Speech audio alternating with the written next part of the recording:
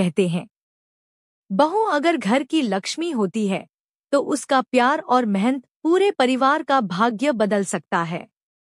लेकिन अगर उसी बहू को बार बार ताने सुनने पड़े तो क्या वो टूट जाएगी या फिर अपने हुनर से सबका जीवन बदल देगी?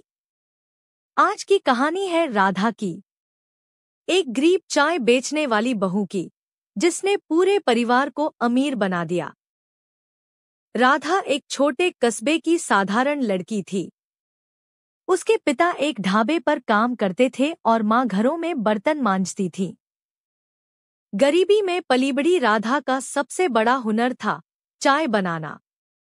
उसकी चाय की खुशबू पूरे मोहल्ले को खींच लाती थी। शादी के बाद जब राधा ससुराल आई तो घरवालों ने देखा कि दहेज में कुछ खास नहीं आया। सास कमला देवी ने ताना मारा, कंगाल घर से आई है, न गहने न सामान, पता नहीं इस घर का क्या हाल करेगी। राधा ने चुपचाप सह लिया। उसने सोचा, मैं तो बस इस घर को अपना समझकर निभाऊंगी। घर वैसे भी तंगी से गुजर रहा था। पति अमित नौकरी ढूंढ ढूंढ कर थक चुका था। ससुर जी की छोटी सी पेंशन थी जो पूरे परिवार के लिए कम पड़ जाती। राधा ने देखा, सास रोज पैसों को लेकर चिड़चिड़ाती, पति मायूस बैठा रहता। घर के बच्चे किताबों के बिना स्कूल जा रहे थे। राधा का दिल टूट गया। एक दिन राधा ने धीरे से पति से कहा, अमित जी, अगर आप बुरा न माने तो मैं घर के बाहर एक छोटा सा चाय का ठेला लगाना चाहती हूँ। अमित चौंक गया।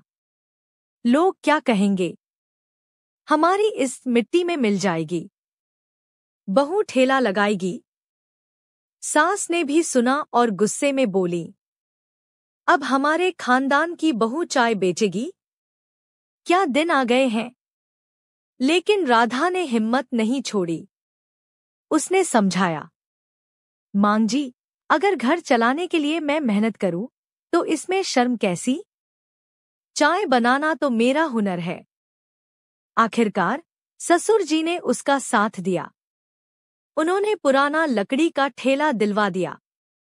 राधा ने गली के मोड़ पर छोटा सा राधा टी स्टॉल शुरू किया। पहले दिन बहुत कम लोग आए। मोहल्ले की औरतें ताने मारने लगी, देखो देखो, अमुक घर की बहू चाय बेच रही है। सास को शर्म महसूस हुई। वो बोली, राधा, बंद कर दे ये सब, लोग हंस रहे हैं। लेकिन शाम को जब राधा ने ठेले से कमाए 100 रुपए सबके हाथ में रखे तो घर में सबकी आंखें चमक उठीं। धीरे धीरे राधा की चाय मशहूर हो गई। उसकी चाय में इलायची, अदरक और एक खास मसाला होता जिसकी खुशबू दूर तक जाती।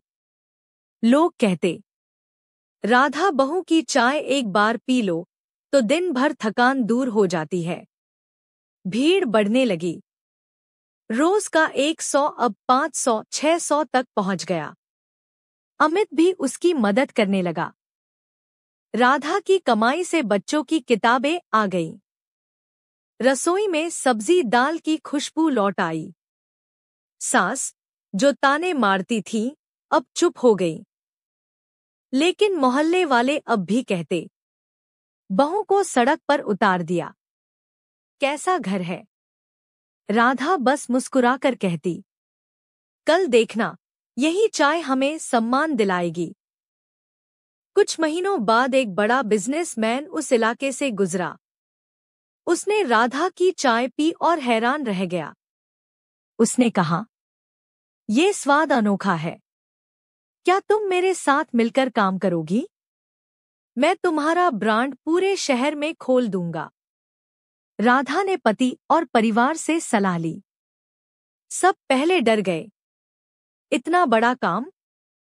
हम तो गरीब लोग हैं। लेकिन राधा ने हिम्मत दिखाई। अगर आज डर गए तो गरीबी से कभी नहीं निकल पाएंगे।